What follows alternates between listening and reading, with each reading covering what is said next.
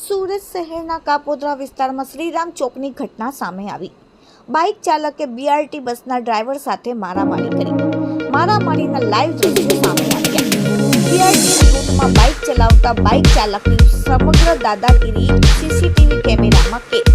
Horn શા માટે મારે છે એવું કહી બાઇક ચાલકે બીઆરટી બસ ચાલકને માર માર્યો। બાઇક ચાલક બસ ડ્રાઈવરને માર મારીને નાસી છૂટ્યો। સમગ્ર ઘટનાના સીસીટીવી સામે આવ્યા છે। કાપોદ્રા પોલીસ મથકે બસ ડ્રાઈવરે ફરિયાદ કરી છે। હવે કાપોદ્રા પોલીસ બાઇક ચાલકને પકડી પાડે છે કે કેમ એ તો આવનારો સમય જ બતાવશે।